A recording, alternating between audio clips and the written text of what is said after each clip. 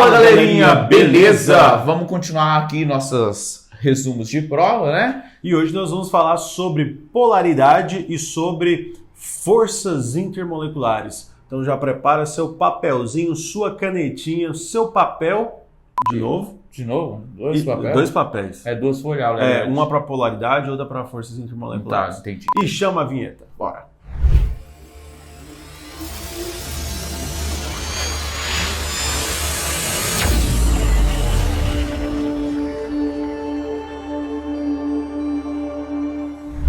Primeiramente, galera, falando sobre a polaridade de ligações. Para entender se uma ligação é polar ou não é polar, você precisa diferenciar a eletronegatividade entre os nossos ligantes. Hidrogênio com hidrogênio. Quem é mais eletronegativo? Ninguém. Os dois são hidrogênios, então ninguém vai tomar elétrons de ninguém. Então essa é uma ligação covalente apolar. Hidrogênio ligado com cloro. O cloro é um elemento que atrai os elétrons com mais força do que o hidrogênio. Então existe um vetor relacionado à direção em que os elétrons estão sendo atraídos. Esse vetor é chamado de momento dipolar. Isso faz com que o cloro fique levemente negativo e o hidrogênio fique levemente positivo. Esse símbolo que eu escrevi aí é um sigma e ele representa carga parcial. Agora, numa molécula de HF, o flúor é mais eletronegativo do que o cloro.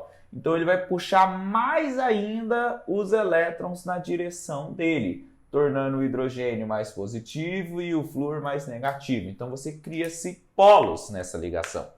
Quando você tem um NaCl, a diferença de eletronegatividade é tão grande que aqui passa a ser classificado como sendo uma ligação iônica. Toda ligação iônica é uma ligação polar, na verdade muito polar.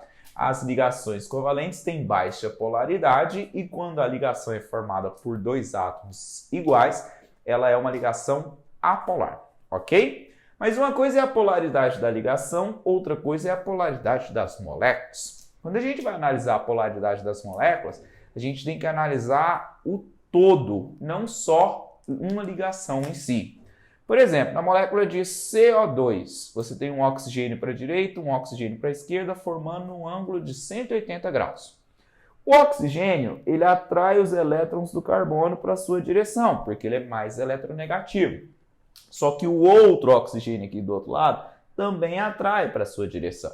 Então, esses dois oxigênios se anulam. É como se você tivesse um cabo de guerra, onde de um lado está o Arthur, professor Arthur, e do outro lado está o professor Arthur, os dois puxando com força máxima. Quem vai ganhar? Ninguém, os dois têm a mesma força. E por isso que essa molécula é classificada como sendo apolar. É diferente numa molécula de água, porque na molécula de água, o ângulo não é de 180, o ângulo entre as ligações. A molécula de água ela tem uma geometria angular e por isso o oxigênio puxa os elétrons na sua direção aqui, o oxigênio puxa os elétrons na sua direção aqui, mas o fato dessa puxar os elétrons estar angulado faz com que eles não se anulem essas duas forças.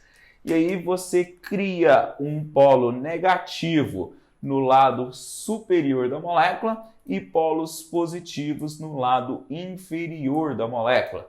Para onde os elétrons estão sendo atraídos, vai ter um polo negativo. Então você tem uma molécula polar e uma molécula apolar. Macete para você conseguir fazer isso de maneira mais rápida.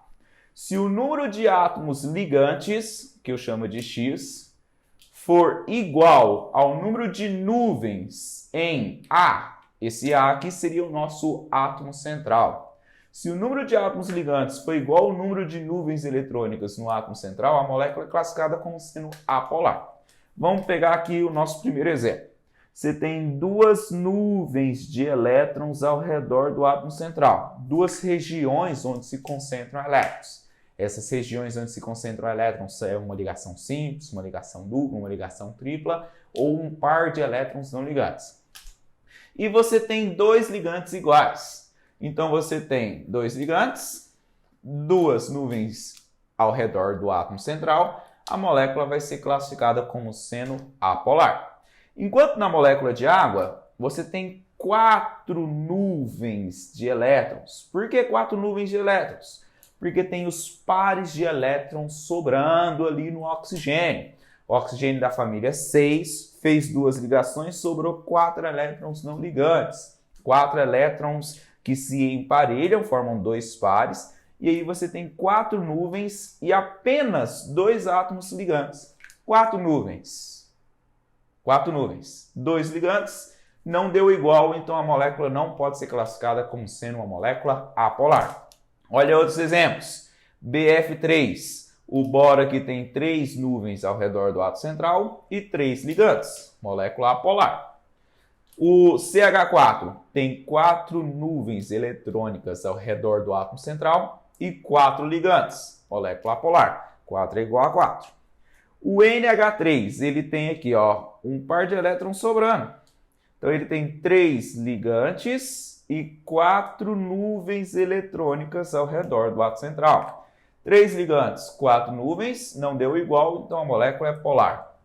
Toma cuidado, porque os ligantes, eles têm que ser todos iguais. Eu até esqueci de colocar isso aqui, ó, ligantes iguais.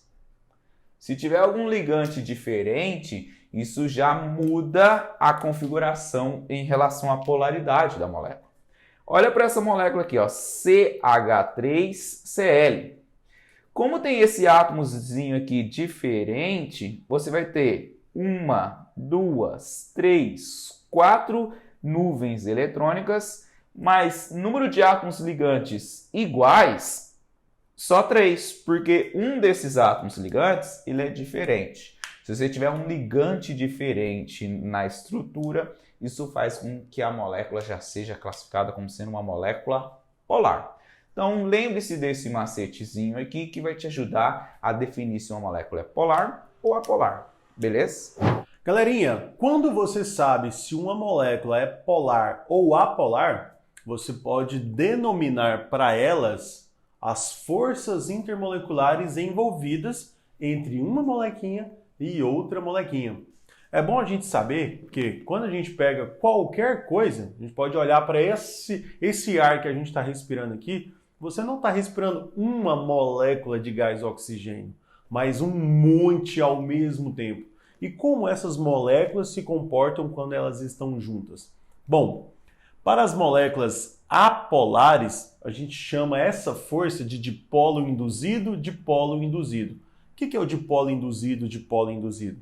Essas nuvens eletrônicas, elas se aproximam umas das outras e elas formam uns polos. Esses polos, eles não são fixos, eles são variáveis, por isso a gente pode falar que aqui ocorre um efeito chamado de efeito sanfona.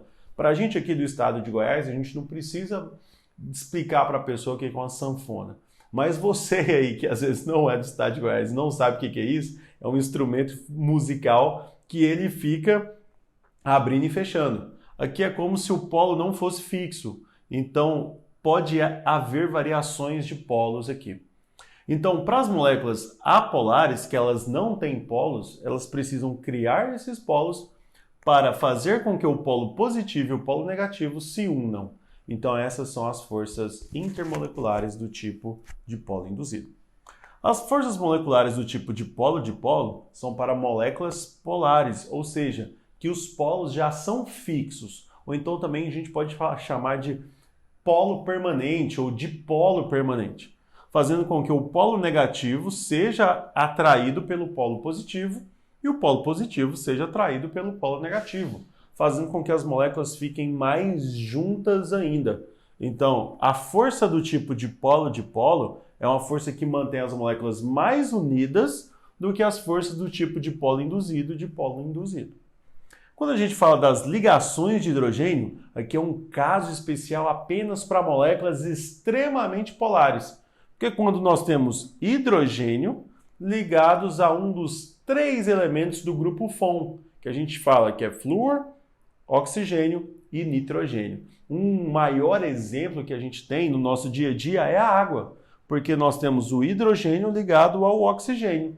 Então o polo aqui é tão polar, mas é tão polar, a gente fala que é uma pseudoligação uma molécula interagindo com a outra. E quando a gente fala pseudo, não é a ideia de falsa, mas é uma ideia de quase. Aqui é quase uma ligação química. Só não é uma ligação porque não tem um compartilhamento de elétrons para formar uma nova ligação. Então, nesse caso aqui, a atração é tão grande do polo negativo para o polo positivo que chega a ser confundido com uma ligação nova. Por isso que é chamado de ligações de hidrogênio. Agora, se você perceber, a gente saiu de uma molécula apolar para uma polar e para uma extremamente polar. E a força também vai aumentando nesse sentido. Então, quando a molécula ela é polar, as interações são tão fortes e presentes entre elas que elas se mantêm mais unidas. E quais são as implicações disso? Temos implicações no ponto de fusão, no ponto de ebulição, principalmente dessas substâncias, porque vai ser mais difícil cada vez separá-las entre essas substâncias. Fechado, galerinha? Tamo junto, é nóis! Então, galerinha, como o Pavanelli já te falou, né? As interações intermoleculares é o que une as moléculas. Só um detalhezinho para finalizar. A dipolo induzido também pode ser chamada de forças de London, tá? Isso mesmo. Às vezes aparece aí na sua prova, você tem que ficar atento a isso. E dipolo induzido junto com a dipolo-dipolo pode denominada as forças de Van der Waals. Que é de maneira geral, De né? maneira geral. As que são as interações forças... intermoleculares. Isso mesmo. Mas é isso, galera. Esse resuminho nosso sobre polaridade e forças intermoleculares, muito importante e cai bastante nas provas saber se a molécula é polar ou apolar. Afeta bastante as propriedades dos Das compostos, né? E a gente continua falando sobre novos assuntos, fazendo resuminhos para vocês estudarem para a prova na nossa próxima aula. Falou, galera. Valeu. Fala, estudante! Você já ouviu falar sobre estequiometria? Estequio o quê? Estequiometria. Se você já ouviu falar, provavelmente você é um estudante do ensino médio ou de um cursinho pré-vestibular. Você que tem dificuldade nessa disciplina, que já tirou nota baixa, ou que já ficou de recuperação, ou que já teve probleminhas nos vestibulares, calma aí, que a gente tem a solução para você. Eu sou o professor Arthur. E eu sou o professor Pavanelli. E nós somos o Química Simples. Nós temos um canal no YouTube com centenas de milhares de inscritos que nós ajudamos esses alunos a conquistar aquela tão sonhada vaga no vestibular ou se não aquela nota naquela provinha complicada. Esses alunos traçaram um objetivo e obtiveram sucesso. E você também pode fazer isso. Para adquirir o sucesso, nós vamos ensinar passo a passo como responder todas as questões de estequiometria que podem aparecer. Esse curso é dividido em 13 módulos de videoaulas, algumas listas de exercícios e alguns vídeos de resoluções de questões. Mas não é só isso. Tem mais? Ele vai ganhar 2 aulas bônus. Uma aula de regra de 3 com o professor de matemática E uma aula de notação científica com o professor de física. Então não perca tempo e se inscreva logo no nosso curso.